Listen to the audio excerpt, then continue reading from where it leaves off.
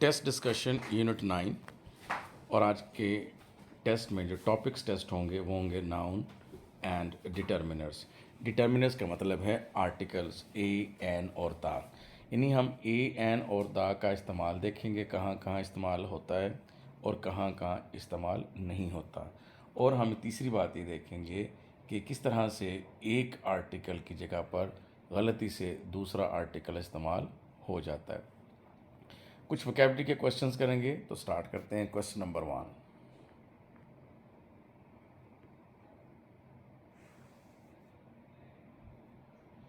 I used to lie waiting for that ominous tread that sounded in my ears like a summon to damnation। कोई difficult word उनके meaning देख लें। लाई, ले, LAIN, lane, LYING, lying. Lying how, waiting, ये intransitive verb है। For that ominous, ominous कहते हैं मनहूस को, बैड को। ट्रेड कहते हैं चाल को, way of walking. That sounded in my ears, जो मेरे कानों में लगती थी, लाइक ए समन्स। समन्स जो है हमेशा एस के साथ यूज़ होगा। ये जो बुलावा होता है अदालत की तरफ से, वो समन्स SUMMONS होता है, और ये हमेशा ए के साथ यूज़ होगा, ए समन्स यूज़ होगा। ठीक है। और इसके बाद वर्ब और हेल्पिंग वर्ब सिंगुलर यूज़ होता है। ऐसे ही ए समन्स जैसे यूज़ होता है, ऐसे ही आपके पास और कौन सा एक और वर्ड है जो कैसे यूज़ होता है, वो है ए मीन्स। जैसे आप कहते हैं an email is a means of communication. तो इस तरह से आपका आंसर हुआ जी fourth option D, sounded like a summons. Answer delta. Question number 2। He succeeded by this mean, अभी बात की आपसे, by this means in passing the examination. तो आंसर आपके पास सेकंड ऑप्शन बी हुआ, this means. Question number 3. The judge ordered that the iron of accused should be removed। अब आपने ये देखना है कि कुछ वर्ड ऐसे होते हैं जिनकी जब आप ट्रेडिशनल तरीके से एस लगाते हैं तो वो ओवर जनरलाइजेशन हो जाती है। तो कुछ वर्ड ऐसे होते हैं जब उनके साथ एस लगाएंगे तो मीनिंग ही चेंज हो जाएंगे। आयरन एक मेटल है, लोहा। आयरन्स कहेंगे तो वो फिर हथकड़ियाँ हो जाएंगी। तो मेटल नहीं हटाई जाएगी, बल्कि एक्यूज्ड मुलजिम से हथकड़ियाँ हटाई जाएंगी। तो आयरन लोहा, आयरन्स हथकड़ियाँ। ग्राउंड ज़मीन, ग्राउंड्स वजूहात। कॉपर तांबा, कॉपर्स सिक्के, कॉइन्स, इस तरह से। Question number 4.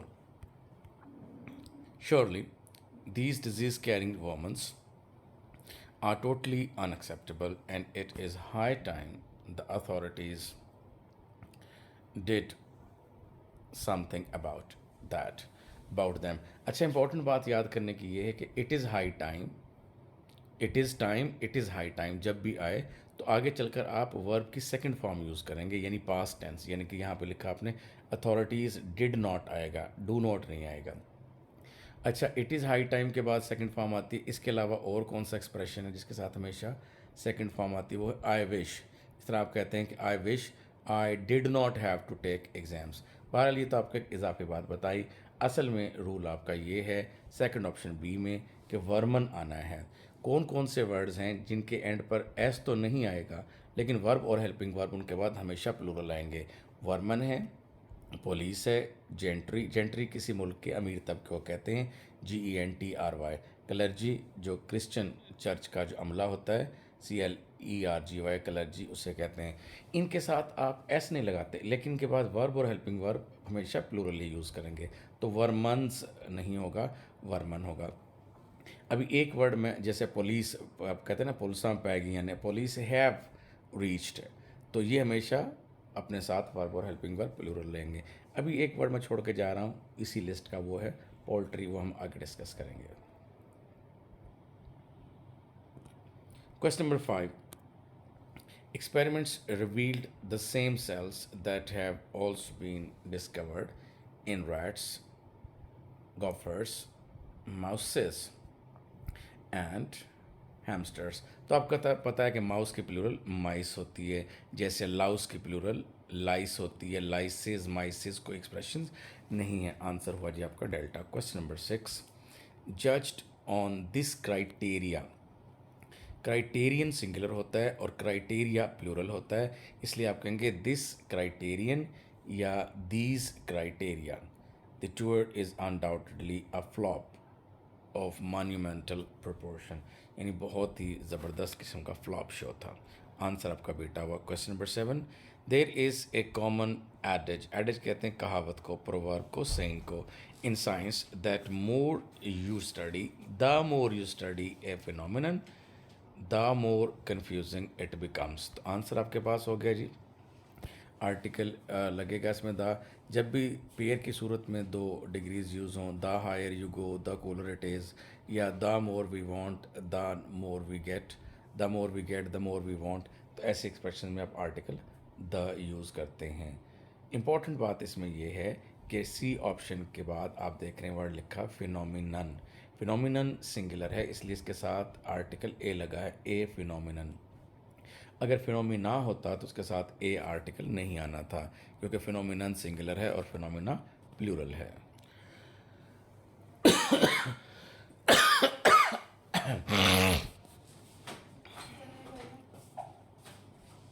बोला नहीं बेटे।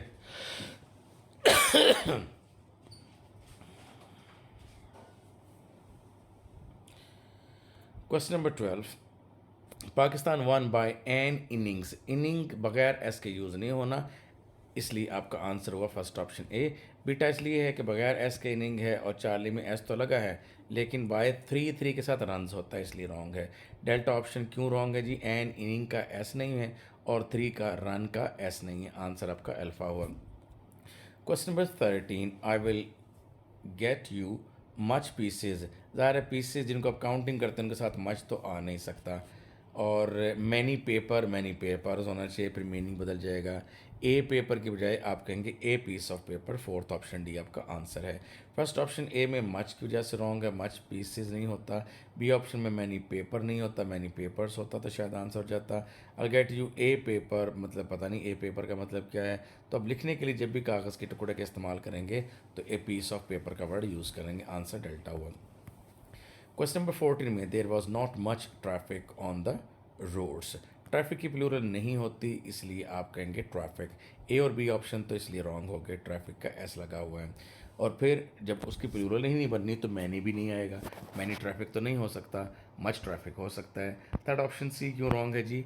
वहाँ पर मैनी ट्रैफिक लिखा हुआ है। आंसर डेल्टा हुआ। Question number 15, her average earning, याद रखिएगा अर्निंग और saving as a verb, as a verb तो यूज़ हो सकते हैं, he is earning, he is learning, ठीक है, ही इज़ सेविंग मनी। लेकिन नाउन के तौर पर जब भी आएंगे ये एस के साथ आएंगे। जब ये एस के साथ आएंगे तो इनके साथ इज़ नहीं आ सकता, इसलिए अर्निंग्स होगा पहली बात, और दूसरा आर आएगा। ए ऑप्शन आंसर हुआ। बी ऑप्शन अर्निंग के साथ इज़ नहीं आना चाहिए, रॉन्ग। थर्ड ऑप्शन सी में अर्निंग्स होना चाहिए, इसलिए रॉन्ग। अगरचे आप कहेंगे अर्निंग के साथ इज़ है, लेकिन अर्निंग के साथ सी और डी दोनों सूरतों में आप देख लें बगैर एस के ये वर्ड एज ए नाउन इस्तेमाल नहीं होता।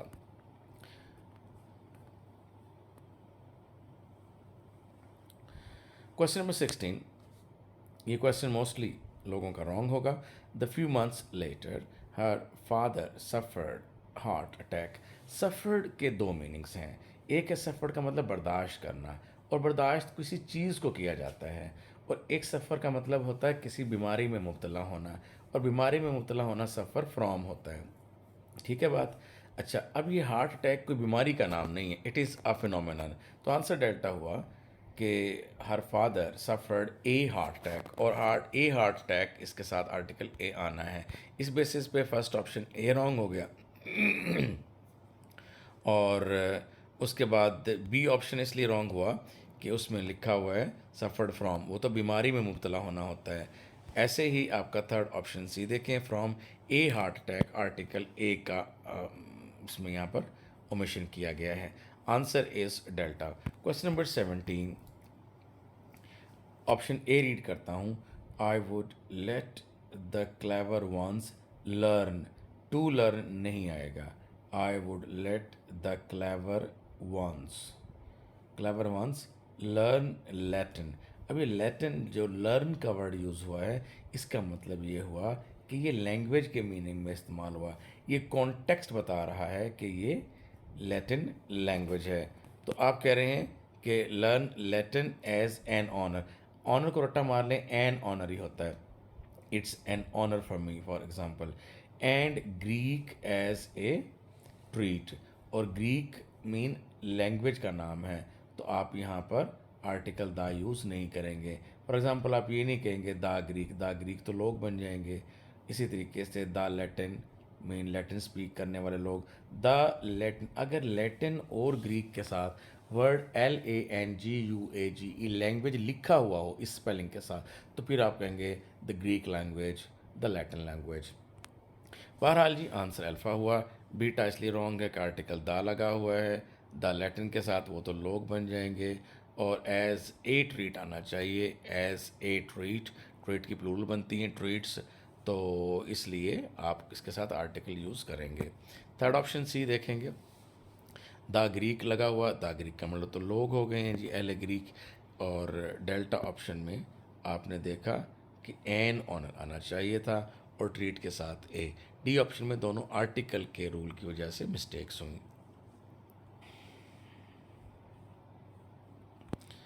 क्वेश्चन नंबर 17 आंसर अल्फा हुआ। Question number 18, his trousers has patches, उस पर टुकड़े लगे हुए हैं, पैबंद लगे हुए हैं ऑल ओवर दैम। तो बात यह है कि ट्राउजर्स एज ए नाउन तो कभी भी बगैर एस के यूज़ नहीं होना, और अगर एस के बगैर यूज़ नहीं होना तो हैज़ नहीं आना, हैव आना है। आंसर आपका बीटा हुआ।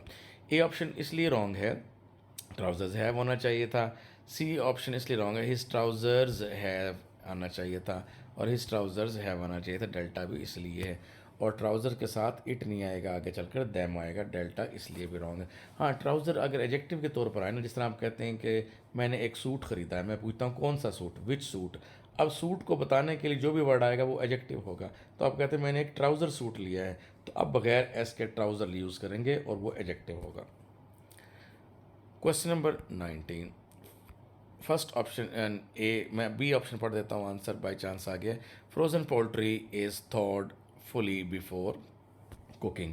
अच्छा, इसमें एक बात याद रखिएगा, पोल्ट्री के दो मतलब होते हैं। एक पोल्ट्री का मतलब होता है बर्ड्स, आप कहते हैं poultry are kept, poultry is kept नहीं आएगा फॉर एग्स एंड मीट, कि आप परिंदों को पालते हैं। तो परिंदे के तौर पे जब आएगा तो आर आएगा। यहाँ पर थॉड मीन पिघलाना, फ्रोज़न मीन जमा लेना, तो वो मीट होता है। तो जब ये गोश्त ये मीट के सेंस में आएगा, जो कि यहाँ पर आया हुआ है, इसलिए इज़ आया है। आंसर अल्फ़ा है, बीटा है। अल्फ़ा में देखिएगा, पोल्ट्री हैज़ थॉट, ज़ाहिर है परिंदों को तो नहीं पिघलाया जाएगा ना, तो पोल्ट्रीज़ कोई वर्ड नहीं होता। थर्ड ऑप्शन सी इसलिए रॉन्ग हो गया। और फ्रोज़न पोल्ट्री आर, ज़ाहिर है फ्रोज़न बर्ड्स थोड़ी थी, तो पोल्ट्री का मतलब जब बर्ड्स होता है तो फिर आप आर यूज़ करते हैं। मैंने लिख के भी यही बात दे दी आपको कि पोल्ट्री प्लूरल होता है जब इसका मतलब बर्ड्स की सेंस में होती है। चिकन होता है, डक्स होती हैं, that are kept on farms in order to produce eggs, meat और ये वगैरह, और इनके बाद वर्ब और हेल्पिंग वर्ब प्लूरल आते हैं। और पोल्ट्री अनकाउंटेबल का मतलब इसकी प्लूरल ही नहीं बननी, ना एस लगना, ना इसके बाद वर्ब और हेल्पिंग वर्ब प्लूरल आना। जब मीट के मीनिंग में हो, जो कि बर्ड से हासिल किया गया हो, चिकन से हासिल किया गया हो, डक से हासिल किया गया हो, तो इसके बाद वर्ब और हेल्पिंग वर्ब सिंगुलर आता है। To cut a very long story short, answer is beta. Question number 20, it brings letters for the rich and the poor. आप पढ़ के आ चुके हैं, नॉमिनल्स में आर्टिकल द लगता है, the rich, the poor, the dead, the deaf, the blind. Question number 20 में first option ए article दा नहीं है पुअर के साथ, बी में रिच के साथ नहीं है पूरी कम्युनिटी को शो करने के लिए, और डेल्टा में ना रिच के साथ है ना ही पुअर के साथ है। Question number 21, dash Fleming were becoming a medical family. बड़ा इंपॉर्टेंट क्वेश्चन है। पूरी ख़ानदान को अगर शो करना हो तो उनके फैमिली नेम के साथ आर्टिकल दा लगा देते हैं, तो आप कहेंगे the Flemings were becoming a medical family. First option A answer हुआ। Question number 22, they stole my to के बाद जाहिर सी बात है प्लूरल वर्ड आता है, और याद रखिएगा प्लूरल के ऊपर आप अपॉस्ट्रोफी लगाएंगे नहीं। इसका मतलब ये हुआ, तो इसमें आपने देखा कि आपका आंसर चार्ली है, टू ब्रदर्स। और जब प्लूरल के ऊपर अपोस्ट्रोफी आती ही नहीं है। इस बेसिस पर आपका मैं दोबारा बता देता हूँ, फर्स्ट ऑप्शन अपोस्ट्रोफी की वजह से रॉन्ग है। और ब्रदर इन लॉ में हमेशा पोजेशन जो है, चाहे वो एक हो 10 हो, चाहे उनकी कोई एक चीज़ हो, चाहे उनकी 10 चीज़ें हों, लॉ के ऊपर अपोस्ट्रोफी लगा के फिर बाद में एस लगाएंगे, ये रूल था। क्वेश्चन नंबर 23 में let me know if you need, आपने याद रख लेना है, रटा मार लेना है कि इन्फॉर्मेशन कभी भी बगैर एस के साथ यूज़ नहीं होता। आप इन दोनों को उलट करके याद रख लें, हेड क्वार्टर कभी भी बगैर एस के यूज़ नहीं होता और इन्फॉर्मेशन कभी भी एस के साथ यूज़ नहीं होता। आंसर डेल्टा हुआ। क्वेश्चन नंबर 24 में हेलन वर्क्स 8 आवर्स और 6 days a week, easy expression है, आंसर आपका पास बीटा हुआ। Question number 25 petrol is sold by the litre, unit of measurements के साथ आर्टिकल द यूज़ करते हैं, जैसे पार्ट्स ऑफ बॉडी के साथ भी आर्टिकल द यूज़ करते हैं। तो क्वेश्चन नंबर 25 में आंसर सी हुआ जी। 26 में she caught me by the arm, मैंने भी बताया कि पार्ट्स ऑफ बॉडी के साथ आर्टिकल द लगाते हैं। क्वेश्चन नंबर 27 में China has made phenomenon progress, ज़रा प्रोग्रेस एक एब्स्ट्रैक्ट नाउन है, इसके साथ आप आर्टिकल ना लगाएं, तो आंसर आपका हो गया जी delta. Question number 28 Myra was playing on, जब म्यूजिकल इंस्ट्रूमेंट बजाने के सेंस में आएंगे तो उनके साथ आर्टिकल द आता है। और अगर आप वैसे कहेंगे आई बॉट आ पियानो, तो फिर आप आई बॉट आ पियानो, फिर आर्टिकल द नहीं आएगा। क्वेश्चन नंबर 29 में 12 इंचज़ मेक, मेक टेक और हैव के बाद आर्टिकल ए आता है, मेक आ फुट, मेक्स नहीं आएगा, ठीक है, ये सब्जेक्ट वर्ब अग्रीमेंट मिस्टेक हो जाएगी। क्वेश्चन नंबर 30 देखेंगे, वी डू सम स्पोर्ट्स, अब ज़ाहिर है स्पोर्ट्स किसी म्यूज़िकल इंस्ट्रूमेंट का नाम नहीं है, एंड वी ऑफन प्ले, यहाँ पर भी पिंग पोंग गेम का नाम है, म्यूज़िकल इंस्ट्रूमेंट का नाम नहीं है, जैसे कि पियानो एक म्यूज़िकल इंस्ट्रूमेंट का नाम था। तो यहाँ पर we play often play ping pong, games के नामों के साथ आर्टिकल दा नहीं आता, आपको पता ही है। आ क्रिकेट नहीं करते, दा क्रिकेट नहीं कहते, आ हॉकी नहीं कहते, दा हॉकी नहीं कहते, वैसे हॉकी हमारा कौमी खेल है। क्वेश्चन नंबर 31, अब आप वोकैबुलरी देखेंगे। वोकैबुलरी में मेन फर्स्ट वर्ड है प्लॉप्ड, पानी में किस चीज़ के गिरने की आवाज़ को कहते हैं, और स्लॉप्ड प्लॉप्ड, आंसर आपका हो गया ए स्प्लैश्ड। आगे शॉर्ट लिस्टेड सिनोनिम दे रहा हूँ, बड़े इंपॉर्टेंट है, याद रखिएगा। मार्क्ड, वैलोड मीन घूमना फिरना, वैलोड रोल डाउन करना, और स्प्लैटर। होइस्टेड जैसे आप परचम लहराते हैं, फ्लैग वॉज होइस्टेड। लिफ्टेड, पुल्ड और अप्रेस्ड के मीनिंग में भी आएगा। सर्ज्ड बढ़ना, रश्ड, पिक्ड और पिच्ड और स्ट्रीम्ड हो गया जी इसका मीनिंग। और लेविटेट का मतलब हो गया जी असेंड, ऊपर जाना, इंक्रीज बढ़ना, और एस्केलेटेड, एस्केलेशन पढ़ा था आपने, डी एस्केलेशन, एस्केलेशन ऊपर की तरफ जाना जी। तो हम बात कर रहे थे कि क्वेश्चन नंबर 31 आंसर आपका अल्फा हुआ। क्वेश्चन नंबर 32 देखेंगे, प्रॉम्प्टली मीन क्विकली, फौरन, दस्ती, फौरन, क्विकली। प्रॉम्प्टली कहते हैं जी क्विकली को, और पंक्चुअली भी कह सकते हैं इसको। तो आंसर आपका हो गया स्ट्रेट अवे, आंसर बीटा हुआ। इसके among the other synonyms we have immediately, directly और स्ट्रेट। सब्सिक्वेंटली लेटर ऑन है, बाद में, next, after, afterwards. Delinquently mean criminally, जिस तरह आप जुवेनाइल डिलिंक्वेंसी कहते हैं ना, कि बचपन में किए गए जराइम। डिलिंक्वेंटली मीन क्रिमिनल, और नेग्लिजेंट, और क्रूक मीन बिगड़ा हुआ। टार्डीली मीन लेजीली, लेट, बिहाइंड और स्लोली। Question number 33, पैराफेनेलिया। पैराफेनेलिया कहते हैं साजो सामान को, इक्विपमेंट को, दैट इज़ नीडेड। अच्छा, इक्विपमेंट के बारे में याद रखिएगा कि इक्विपमेंट के साथ एस नहीं आता, इक्विपमेंट्स नहीं होगा, ठीक है। जिस तरह आप कहते थे your fishing tackle is intact, equipment is. अच्छा जी, आंसर आपका हुआ जी इसमें बीटा। और इम्पेडिमेंट, रुकावट को कहते हैं जी हर्डल को, इम्पेडिमेंट, हर्डल, ऑब्स्टेकल, और इम्पेयरमेंट भी कहते हैं, कमी को भी कहते हैं। इक्विपमेंट हो गया gear, tackle, your fishing tackle जैसे हमने बात की, अपरेटस। शॉर्ट कमिंग और handicap. Shortcoming inadequacy, नाकाफ़ी होना, और डिफिशेंसी या वीकनेस। हैंडीकैप कमज़ोरी को कहते हैं, ड्रॉबैक, डिसेबिलिटी और ऑब्स्टेकल। Question number 34, प्रीरोगेटिव। प्रीरोगेटिव किसे कहते हैं जी? बेसिक राइट, बर्थ राइट को कहते हैं प्रिविलेज, तो आंसर हो गया आपका बीटा।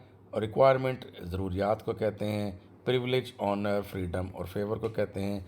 और रिक्वायरमेंट जो ज़रूरियात होती हैं लाजमी तौर पे ऑब्लिगेशंस, कंडीशंस और नेसेसिटी। और कंपल्शन मजबूरी को कहते हैं बेटा, फोर्स, अर्ज और क्रेविंग। और कमिटमेंट वादा, ऑब्लिगेशन और डेडिकेशन।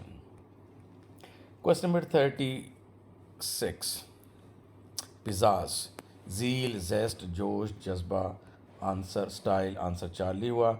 और अमंग दी अदर ऑप्शंस हम जीस्ट के जो ज़ील एंड जेस्ट जो है इसमें आप कह सकते हैं keenness, eagerness, zest, passion. Unevenness आपको पता है, रफनेस और इन इक्वालिटी को भी कहते हैं मेटाफोरिकली। और इनकन्सिस्टेंसी को भी कहते हैं जिसमें कि कोई तवातर लगातार चीज़ ना हो। डलनेस, टीडियसनेस, बोरियत को कहते हैं। डार्कनेस और मतलब जो कि चीज़ आपको इंटरेस्ट ना दे उसको कहते हैं क्लाउडीनेस। और जी कोर्सनेस, रफनेस को कहते हैं।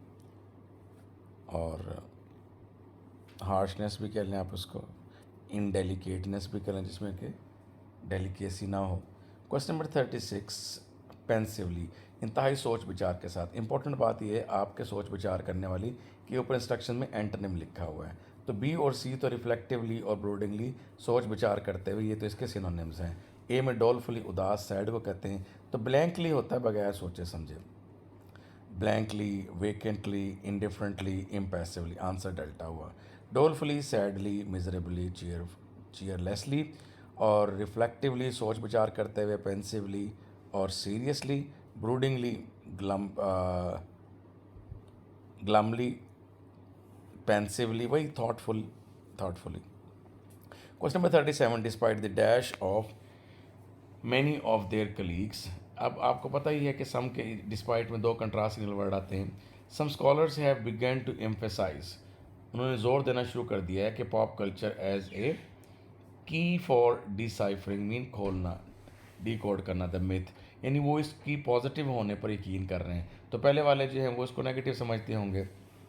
Hopes and fears of contemporary society, contemporary mean मौजूदा ज़माने की, कन मीन इकट्ठे, और टेम्पस टाइम को कहते हैं।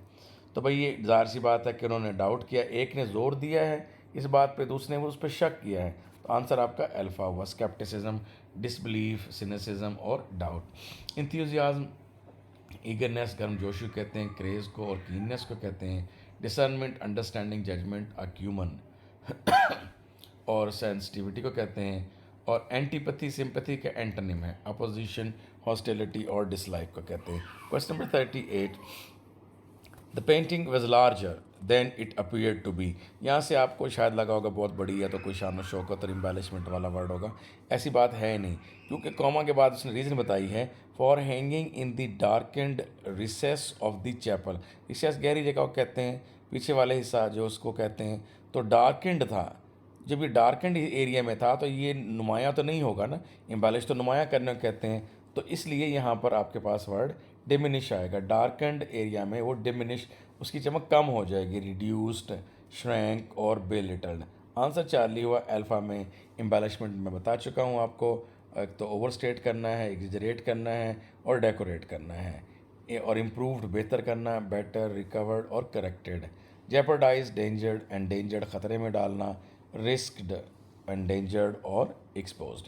Question number 39, since the escaping vapours prove to be highly harmful, जो बहुत ज़्यादा हार्मफुल चीज़ होती है उसको ख़त्म करते हैं, उसको महफूज नहीं करते हैं, उसको कम नहीं करते, ख़त्म करते हैं। मेजर्स, इकदाम were at once taken for the eradication of the experiment, यानी ख़त्म एक्सपेरिमेंट को आप, वेपर्स को तो शायद आप उसके ख़िलाफ़ इंसुलेट भी कर लें और रिड्यूस भी कर लें, लेकिन बात यह है कि एक्सपेरिमेंट को रिड्यूस नहीं करते, एक्सपेरिमेंट को इंसुलेट नहीं करते, एक्सपेरिमेंट की डिस्ट्रक्शन नहीं करते, एक्सपेरिमेंट को स्टॉप करते हैं। तो सिसेशन का मतलब है एंड, पॉज या क्लोज। बाकी मीनिंग आपके सामने लिखे हुए हैं।